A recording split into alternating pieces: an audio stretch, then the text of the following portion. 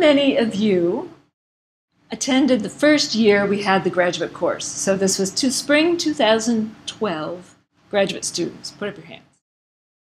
Okay, there's a sprinkling of you all over the place. How many attended the second iteration, spring 2013?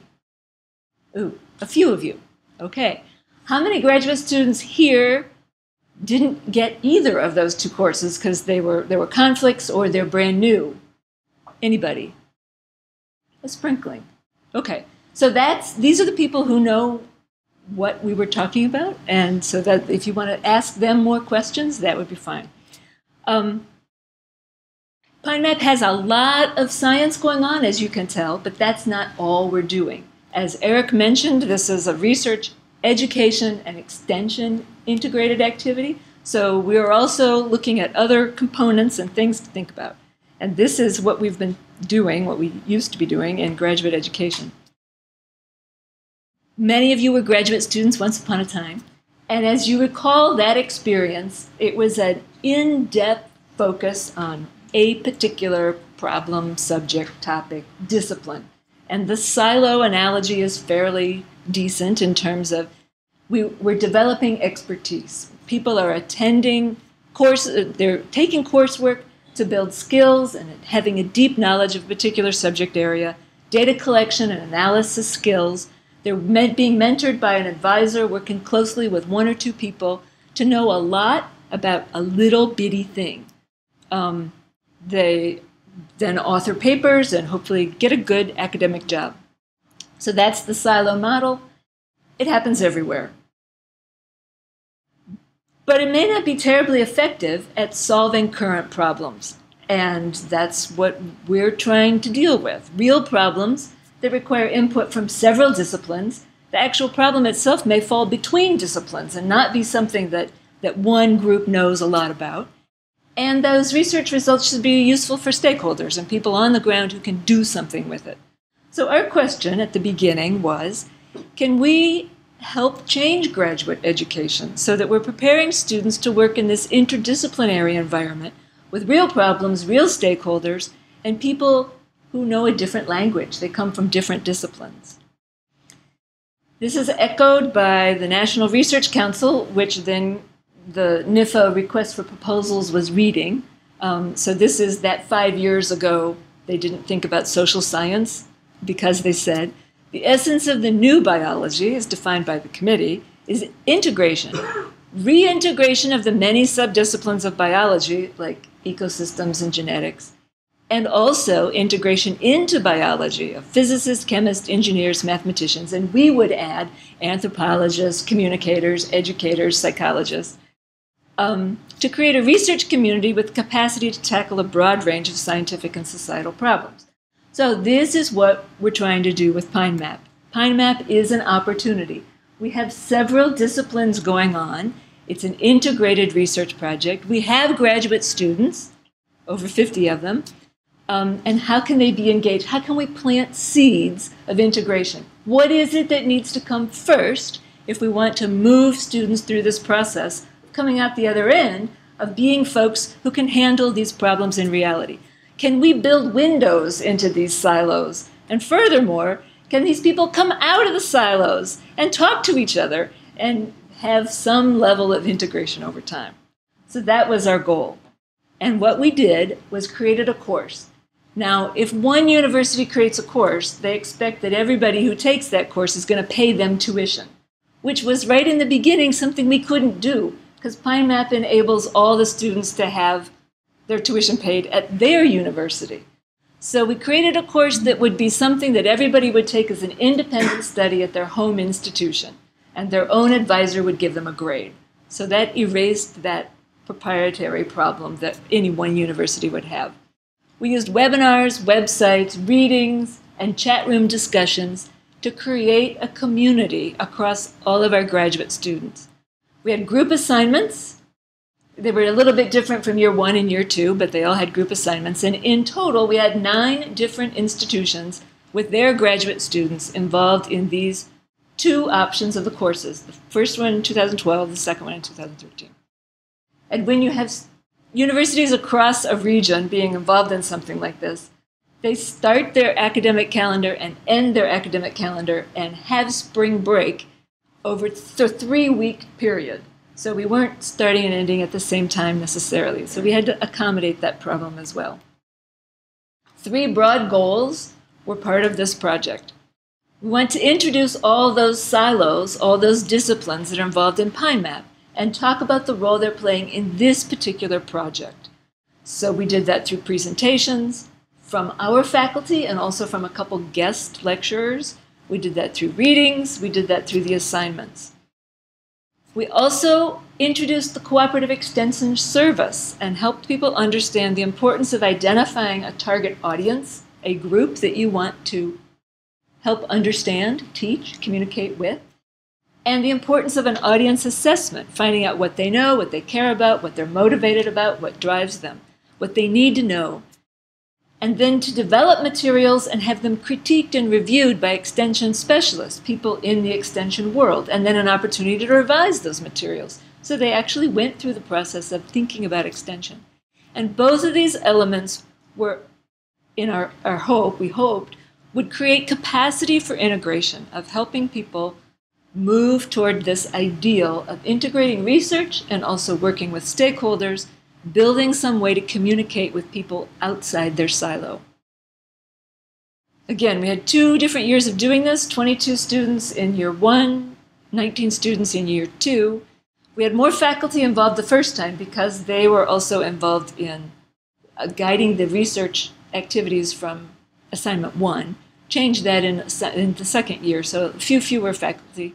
Some guest lectures that were taped for the second year. Each year did 2 different assignments. The first assignment had to do with their own research area and integration. The second assignment had to do with the extension activity. And then we had this online discussion. It was hoped for in year 1 and required in year 2, so that was a change. These are the kinds of topics, those silos that we built the course around. And just so you know that it really was for real, here are some of the readings that students did. Forest management and stewardship, current knowledge on forest and carbon storage, and global change experiments and the estimations of impacts on terrestrial ecosystems, all related to tree physiology and ecosystem and growth and yield. In the genetics world, they read the southern pine seed sources and understood the different populations of loblolly pine and what that all means. The communication side had to do with the extension and public understanding of climate change, as well as how to use logic models and develop programs and understand those audiences and communication strategies. In the world of economics and policy, students learned about preventing greenhouse gas emissions through wood substitution and the Southern Forest Futures Project, and at least in one of the years, a biomass sustainability and carbon policy study. Of course, we have to learn about climate, impact of climate change on forest ecosystems, climate model projections, some readings from the IPCC reports, and decision support systems. And by the end of understanding all these different silos and disciplines, some ideas about collaborative science, team science, new biology for the 21st century, how we bring all these pieces together. Some of the extension products that the groups created were sometimes presentations and helping people understand the ideas that they're talking about, or fact sheets. Are your pines at risk to drought? So what'd they say? Well, first of all, the year 1 students were guinea pigs. They went through the course, told us what they thought, and then we had a giant discussion in our annual meeting about what to do with this course. What's worth saving? What's worth fixing? Should we do it again?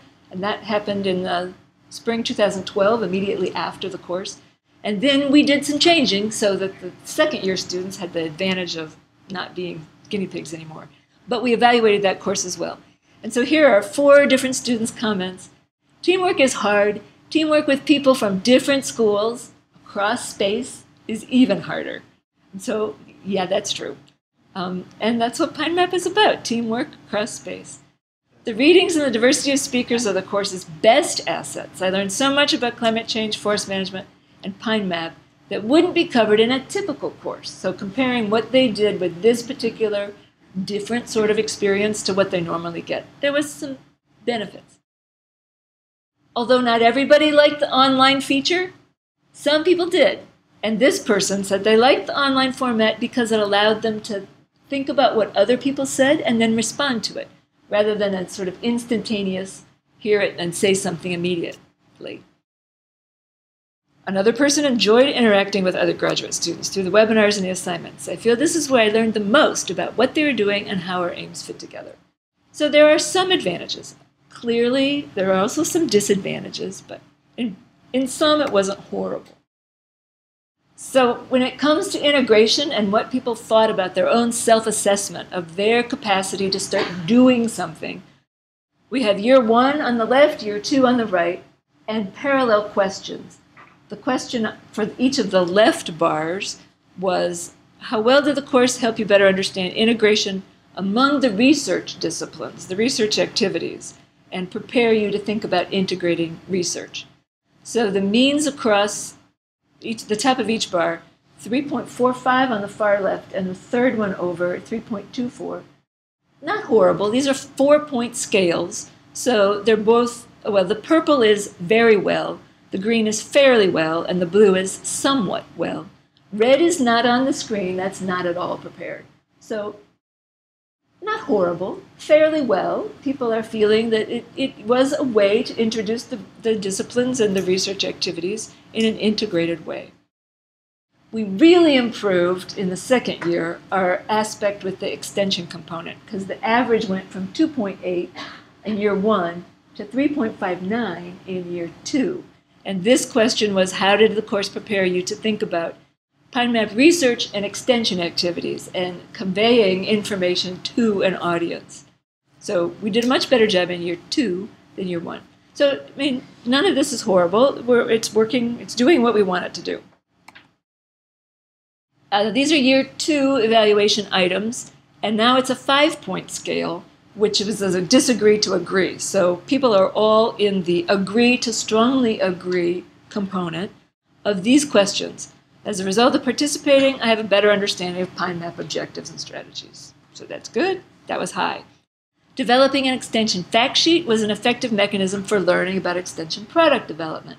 So they got some hands-on experience about what extension's all about and how do we do it. So both of those were equally high with 4.5. The benefits of hearing from professors from several institutions outweighed the challenges of distance learning. So hooray, it wasn't all easy, it wasn't all roses, but it wasn't horrible either. The course increased my ability to understand PINEMAP research being conducted in other aims, those other silos. We can have conversations with people outside of what I know. That was really important. And the course increased my readiness to conduct or participate in integrated research. This is only agree. I think that's not bad. That's not something that changes overnight. That's not a short-term fix. We're all learning how to do integrated research, and we've had 3 years at it so far, and we'll still keep learning how to do it. So this is not, we didn't expect that we would, in one course, 2 credits, have magic increase in integrated research. It was an opportunity to introduce all of us to each other and for graduate students to be introduced to the whole shebang. They all participated in a common struggle, and so it gave them all things to talk about when we get together. And in fact, they met each other with their online username before they ever met each other in person. And it gave them things to talk about when they did see each other. So we had some understanding and relationships built across the disciplines. We did emphasize the applied nature of this research and the outcomes and impacts that can be had through stakeholders and working with our audiences. That's that extension component. And then it gained experience in what that process is of translating research to practice, research to stakeholders. I think we planted seeds of integration through this course, the purpose being that it's not the end.